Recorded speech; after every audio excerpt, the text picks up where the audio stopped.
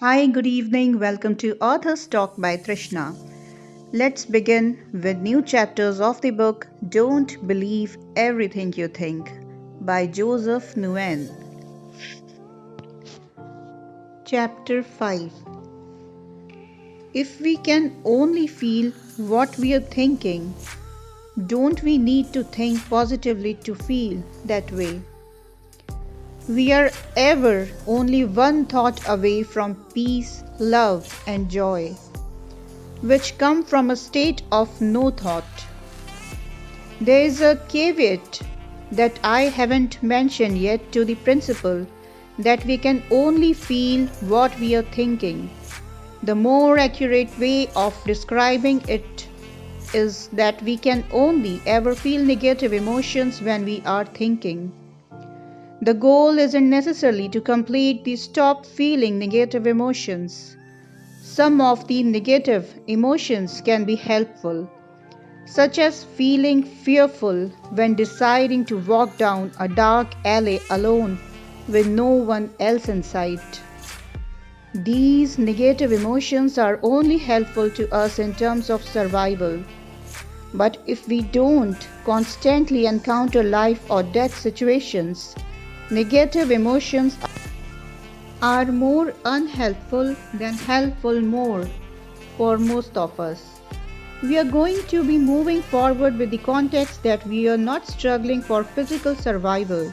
So we'll be using the context that negative emotions are not necessary most of the time.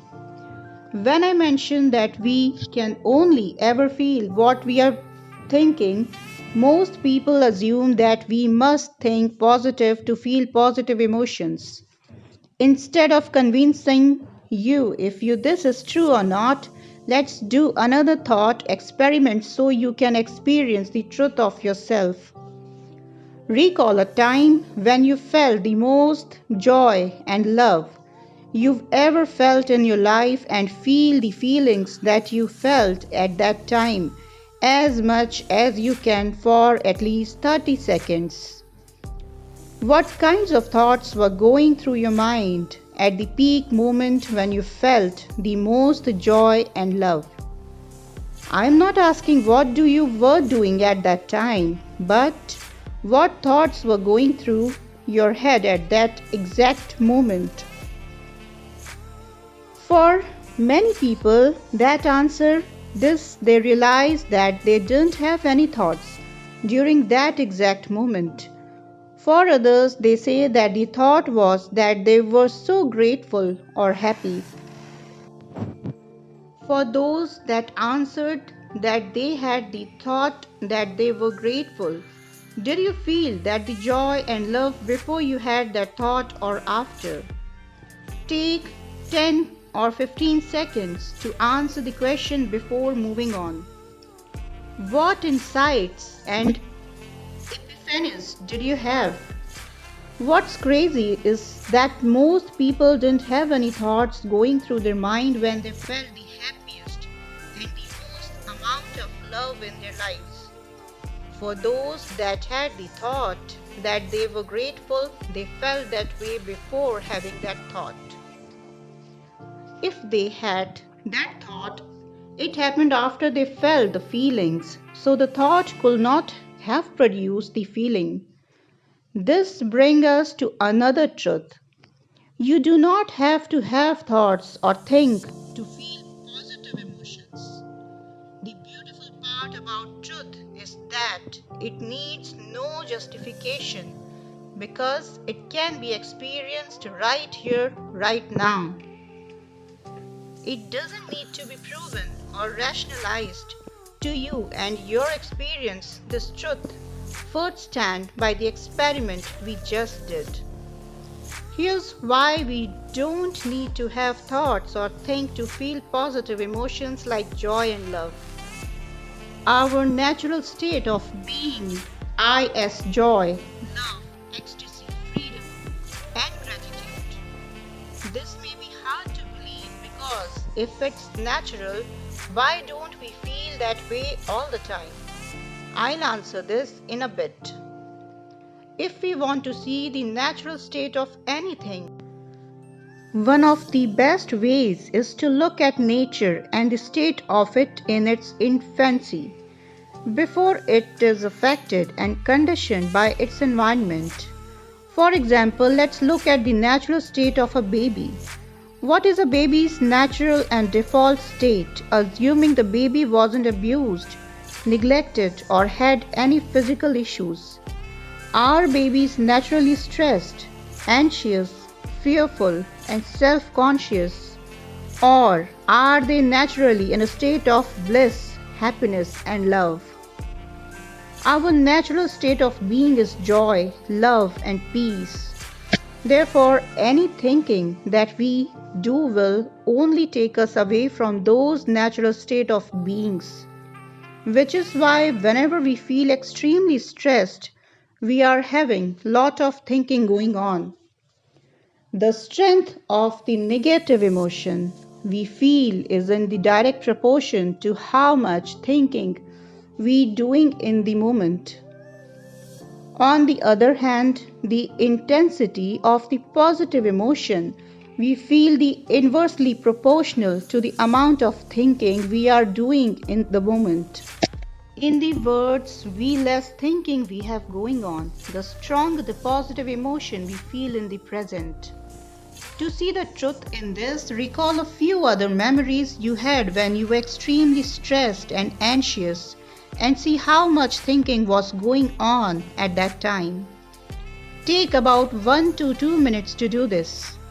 Then recall a few memories where you were at your happiest or felt the most joy and love and see how much thinking you had going on at that time. Take another 1 or 2 minutes to do this before moving on to really experience and internalize the truth. An analogy that my coach taught me that helped crystallize this concept was to imagine our mind has a speedometer like in a car. But instead of miles per hour, it is thoughts per minute. The more thinking we have going on, the higher the thought-o-meter goes, and if we have enough thinking going on, it will go into the red zone. This is when we feel extremely stressed, burned out, frustrated, and angry. It is not the content of our thinking that causes us stress, but that we are thinking, period. The amount of thinking we have going on is directly correlated to the magnitude of stress, negative emotions we are experiencing at any given moment. When you are experiencing a lot of frustration, stress, anxiety, or any negative emotions, just know that it is because you are thinking, and the intensity of those emotions is directly correlated how much thinking is going on. Therefore, it is not what we are thinking about that is causing us suffering, but that we are thinking. To summarize, we do not have to try to think positive to experience love, joy, bliss, and any positive emotions we want because it is a natural state to feel those emotions. The only times we don't naturally feel these emotions is when we begin to think about the thoughts we are having, thus blocking the direct connection to infinite intelligence, and we feel stressed, anxious, depressed, and fearful.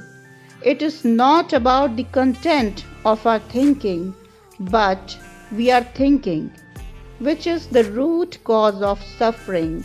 The intensity of the negative emotions is directly correlated to the amount of thinking we have going on this present. The less thinking we have, the more space we create for positive emotions to naturally surface. Chapter 6: How the Human Experience is Created, the Three Principles. If the only thing people learned was not to be afraid of their experience, that alone will change the world. At its fundamental level, the human experience is created by these three principles. universal mind, consciousness, and thought. These three principles work together to allow us to experience everything we do in life. And if one of the three is missing, we wouldn't be able to experience anything.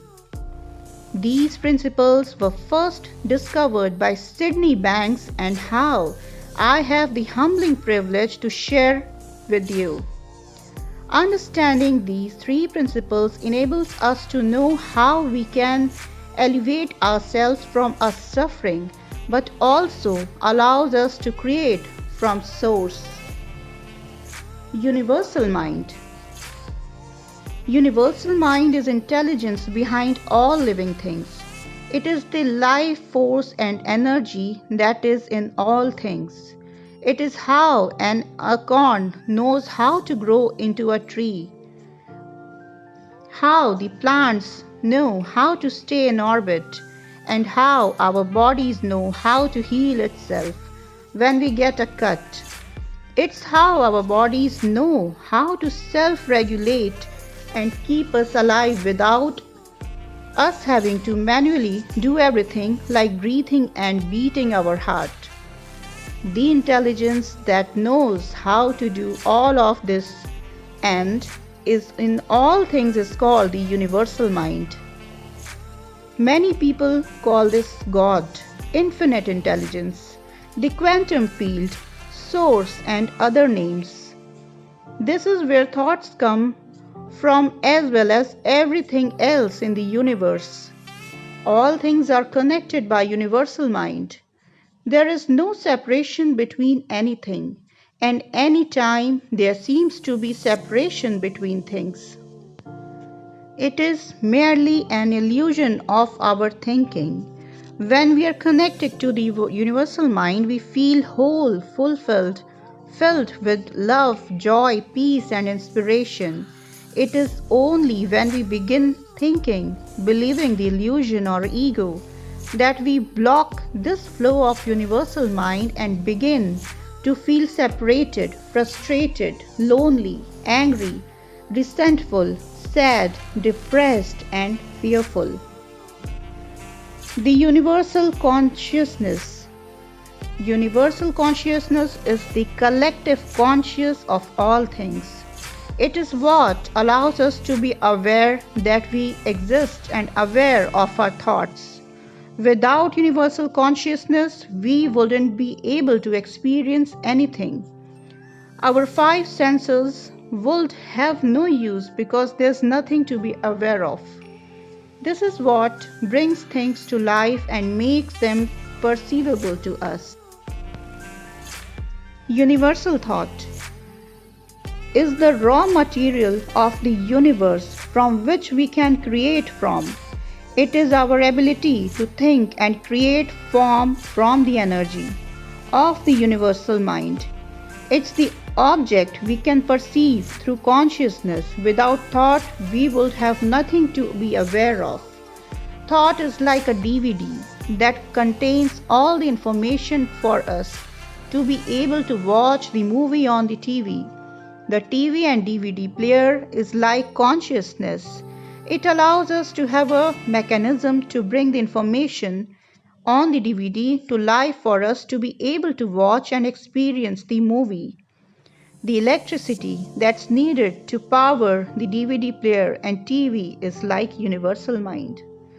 Is the sense that it is the invisible energy force that connects and powers all things. It is the source from which everything can work and function. So that's all for today. Keep listening to Author's Talk by Trishna for new updates.